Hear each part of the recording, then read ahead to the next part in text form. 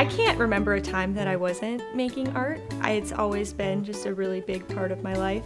And yeah, it's just always been a constant for me. I started taking my art to our county fair in Madison and showing it there as a 4-H'er, and that was really rewarding, really fun.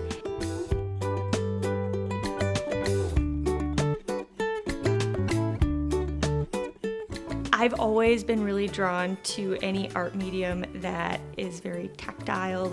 I love the texture of clay. I love how and it's an easy medium to just pick up and start working with. It's not like there's not a lot of prep, there's not a lot of cleanup. And since I make art all the time.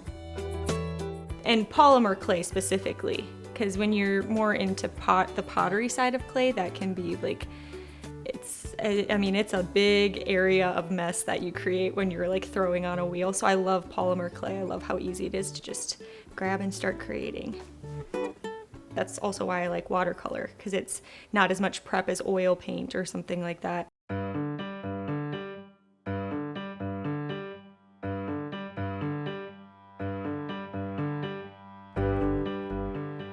So I make miniature sculptures of the national parks and necklace pendants.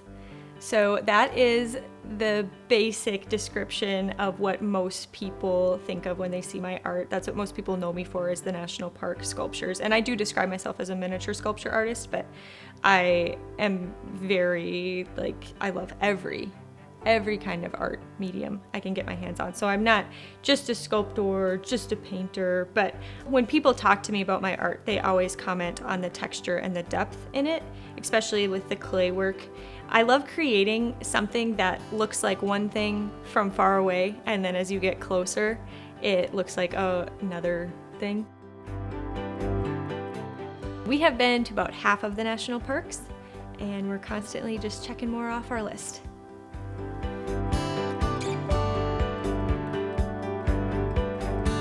So I just feel like if there weren't national parks, I would not have a lot to be inspired by. And I'm so thankful for those places that you can go hike and that I can go explore and take pictures. And whenever I come back from a national park, I am so like newly inspired and ready to create.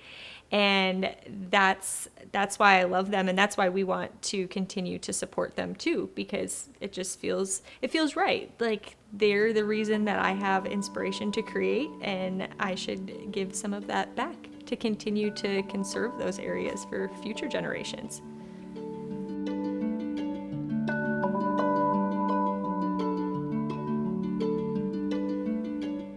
Art fairs are awesome. They're such a great way to meet the people that I have connections with online or have purchased my artwork on my website. Everyone is always so happy at an art festival. It's just kind of infectious. Like every booth is so different that when you are attending an art festival as a customer, you feel like you are going into everyone's little world.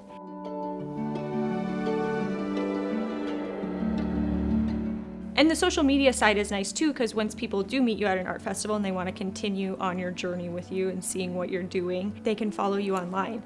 And I love it. I think that every part of what I do, I try to make it a really creative experience. Hello there, this is me at the Stone Arch Bridge Festival. I'm sculpting bison today, and I thought, what the heck, I should show you how I do that.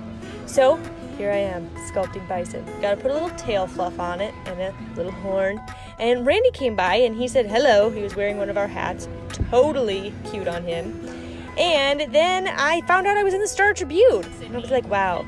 Also, Sydney bought an Isle Royale print. That was so fun. I think I smelled my board. This is called a still life. Jordan was looking for his long, wispy hair on his leg. He said it was just flapping in the wind. And then I think, yep, it's done. Wow. Look, they're all done. Pretty soon, walk with me, they're gonna be on necklace chains, and then you can wear them everywhere you go. My husband brings me to the art fairs. I don't plan the festivals, he plans the festivals.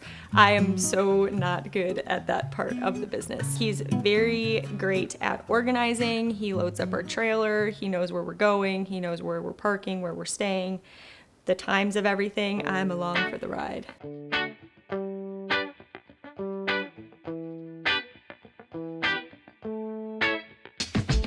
for Earthclay, I am kind of the logistics guy. I figure out art shows and where we're going and how to get there and what we do for setup and everything.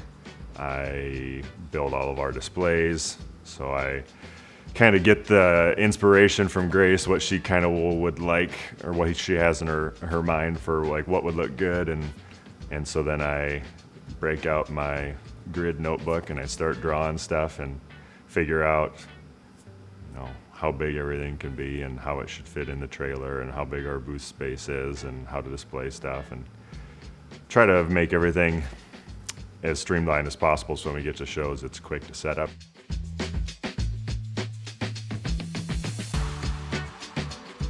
I love that we are our own bosses. I love that we get to come and go as we please.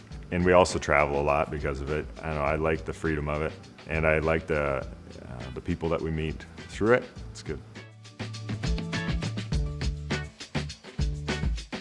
Yeah, it's a pretty good pairing between Grace and I, and just how our different abilities and talents kind of work together. I feel has created a pretty unique opportunity, I guess, for us, and we're just trying to see how far we can take it. I love so many things about living in the Midwest. Because we do so much traveling and we're in really busy cities all of the time, there is nothing like coming home and just the peace and quiet of this place, and just it's definitely my happy place. I've lived here my whole life and I love it. I love the community too.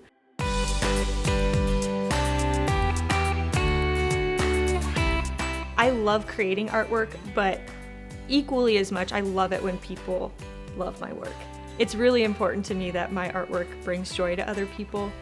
It would be hard for me if people did not like my artwork. And so that's why the entire process, like the creation process, is so interesting and fun. And I'm constantly creating, whether it's with clay or watercolor or drawing, I'm constantly making art. But then to have others enjoy it it's just a full circle experience. I love it.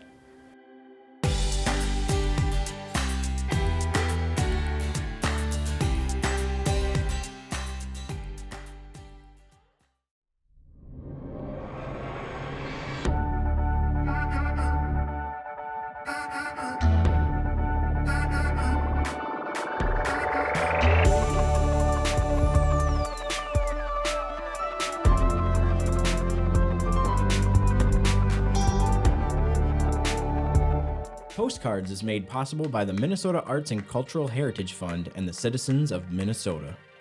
Additional support provided by Margaret A. Cargill Philanthropies, Mark and Margaret Yakel-Julien on behalf of Shalom Hill Farms, a retreat and conference center in a prairie setting near Windham, Minnesota. On the web at shalomhillfarm.org.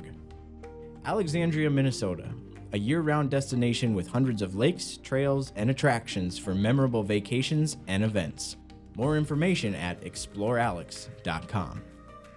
The Lake Region Arts Council's Arts Calendar, an arts and cultural heritage funded digital calendar showcasing upcoming art events and opportunities for artists in West Central Minnesota. On the web at lrac4calendar.org. Playing today's new music plus your favorite hits, 96.7 Cram. Online at 967cram.com.